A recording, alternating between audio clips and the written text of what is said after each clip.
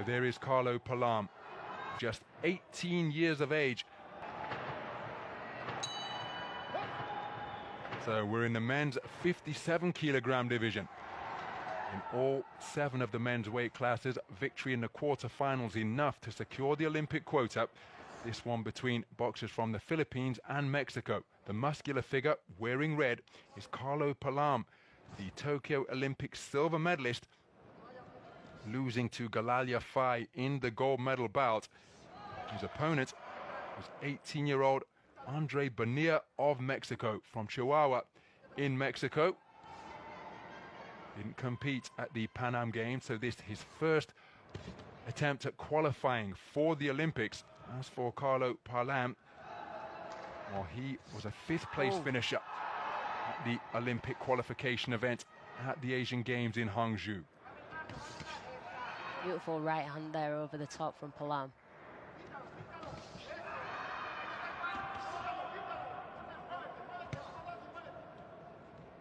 So a minute gone in this opening round. Bonilla proving to be a fleet-footed operator as he switches and scores with a good left hand down to the body. Ring B, the winner by RSC. In the blue corner, good left hand to the body from Bonilla once again. He's used that shot to good effect in the first half of this opening round. He's a real jackrabbit up there in the boxing ring, never stops moving. Terrifically quick operator with both his hands and his feet. And Paalam just finding it difficult to find the range with any consistency, but because Bonilla, well, there he was tagged by a right hand and then a left, as he became just a little bit disorganized.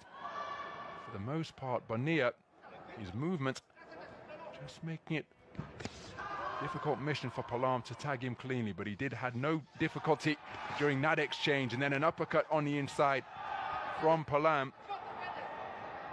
Both fighters just on the razor's edge, in punching distance, slipping, feinting, moving. Really good to see.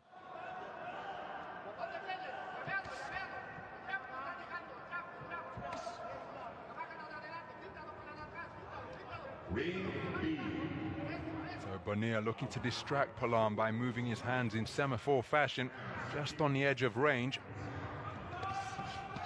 Oh, counter right hand, left hook, sends Bonilla down to the canvas. Bonilla claiming that it was a slip, and they may well have been, but make no mistake, that follow-up left, half hook, half uppercut, certainly helped him on his way down to the canvas, and that is why he has been issued an 8 count. He's back on his feet, and he's electing to engage with Paalam. Bulldozes his man from the Philippines down to the canvas, and trying to impose and intimidate the Olympic silver medalist by standing over him and fixing him with a baleful glare. And again, I'm not quite sure what Bonilla's issue is. The bell has sounded. Maybe he's distracted from what's going on in ring B, but he was sent to the floor in that round, and that won't necessarily result in a 10-8 round. And indeed, Bonilla has taken it for 2 of the 5 scoring judges. Judges 1, 2, and 4 preferring the work of Carlo Paalam of the Philippines. But it was a terrific combination that floored Andre Bonilla. Right hand, left hand follow-up, half hook, half uppercut, just catching the teenager from Mexico. Some great work there from Paalam. I wonder if they're going to show the knockdown. There it was. Was a slip. Indeed, I thought the left hand caught him. But even if it didn't catch him flush and the legs do tangle, well, it still has to be ruled a knockdown if leather lands en route to sending the boxer to the floor. But again, in Olympic-style boxing, that not a 10-8 round, as is the convention in the pro ranks. Bonilla on the front foot now, having conceded that first round on a 3-2 split. And he's using that speed to try and establish that left jab. Paalam looking for the backhand over the top. Good left hand to the body once again from Bonilla, and that proving to be a really prominent weapon in his armory. Shape-shifting in front of his opponent, but he's looking to get his own shots away downstairs, but Paalam finding his chin to good effect with his own rapid-fire straight shots. And Paalam's doing really well here, just staying composed and not getting flustered.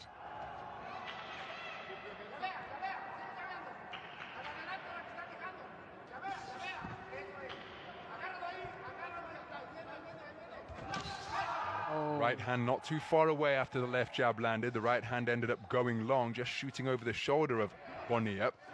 Bonilla hitting on the break, my goodness. And that is why the referee reminding him in no uncertain terms that he has got to step back. Didn't do so on that occasion and helped himself to a rapid fire combination. On the resumption, it's a left-right before he's able to back away from the attempted counter from Paalam. Oh, that's a cracking right cross landed by Paalam, just backing up Bonilla towards the ropes. These representatives of two proud boxing nations, so much tradition from each of their respective homelands. Bonilla really giving Paalam something to think about in this round. So lead left hand caused Bonilla's left uppercut to fall short, but Bonilla, look at the manner in which he's able to cut off Paalam and just make him work. And he's moving laterally. Bonilla with a burst of punches to the body. Paalam tied up in Bonilla's corner for wrestling his way free to get back to the space of center ring. Oh, well, he avoided the first right hand, did Bonilla. He couldn't evade the follow-up left, but then he responded immediately with a shot to the body. Two explosive boxers launching some really speedy shots from both hands. Left hook to the body proving to be Bonilla's Sunday punch. Nice jab there from Paalam. Left hand to the body once again in response to the left jab from Paalam. Oh. And again, no love lost between these two during the course of this Olympic qualification tournament. So 6 minutes in the book. And Carlo Paalam are leading 20 points to 18 for 3 of the judges. That means that Bonilla took the second round on a 3-2 split.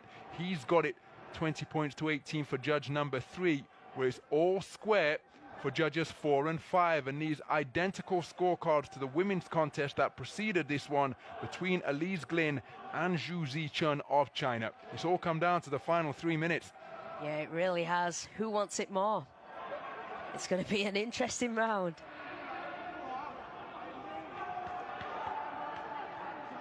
So words of inspiration and encouragement as much as instruction from Andre Bonilla's corner.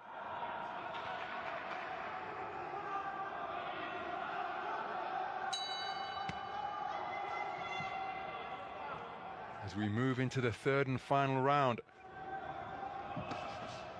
Bonilla onto the front foot once again. Remember, Paalam leads 20 points to 18 for 2 judges. As another left hook sinks into the body from Bonilla, and that is why Paalam is electing to stand and fight, but Bonilla holding his own during that toe-to-toe exchange and getting the better of that portion of the trade-off. Now that's really naughty. I think Bonilla could find himself in trouble here because he appears to have injured Carlo Paalam with that move that threw him down to the canvas. Carlo Paalam, I think it's his shoulder. Yep, he's reaching for his shoulder, he's flexing his neck. The doctor is being called up onto the apron, and here's a look at how it happened. Simply cannot do that. Shoulder. That is a hip toss. Now, is Paalam able to continue? I know points has been deducted for that blatantly illegal move in the boxing ring performed by Andre Bonilla, and that is going to make it very difficult now for Bonilla to win on points. Remember, we had 2 judges favoring the work of Carlo Paalam, 20 points to 18. 1 judge favoring the work of Bonilla, 20 points to 18. The other 2 cards were scored at 19 points apiece. So, with the 10-point must system in effect, even if Bonilla wins this round, his scorecard will read 10-1. So Paalam, how badly inconvenienced has he been by that injury he appeared to have sustained during that ungainly trip to the canvas, where he was fairly tossed down to the mat by Andre Bonilla. And again, he's really struggling. Has that shoulder subluxated. Oh dear me. Left hook to the body again from Andre Bonilla. And if Carlo Paalam has been rendered a one-arm boxer, well, Andre Bonilla will be going for the inside the distance victory here. But Paalam fighting through the obvious discomfort that he's feeling after he was subjected to a blatantly illegal move that threw him down to the canvas. Beautiful left hook to the body again from Bonilla, as Paalam trying to get that injured arm working, and it's hitting on the break once again from Bonilla. Well, he's only 18 years of age, remember, this the biggest contest of his career. He was lucky he wasn't disqualified for that. Most certainly. Inside the final minute. And again, he is goading Carlo Paalam. Paalam, as the two men tie one another up on the inside. Bonilla, talented teenager, no doubt, as he's going in pursuit of Carlo Paalam. Paalam's really not throwing that hand now, his right hand. Staying on the ropes, bobbing and weaving. This is where Carlo Paalam was sent to the floor in the gold medal bout against Galal Yafai. And Andre Bonilla really is boxing on the edge of the rule book here. He's been spoken to repeatedly by the referee about various infringements, particularly at close range. Both men going for left hooks. Left hook to the body on the resumption from Bonilla.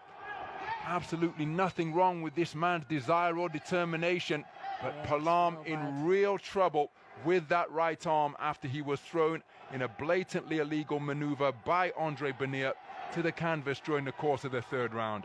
So even if he's declared as the victor, what type of shape will he be in his quest to progress through with a quarter-final victory to the Olympic quota place?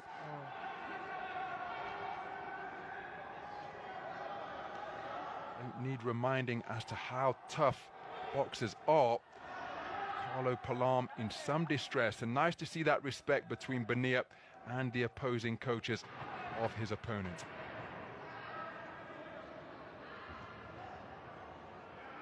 Ring A.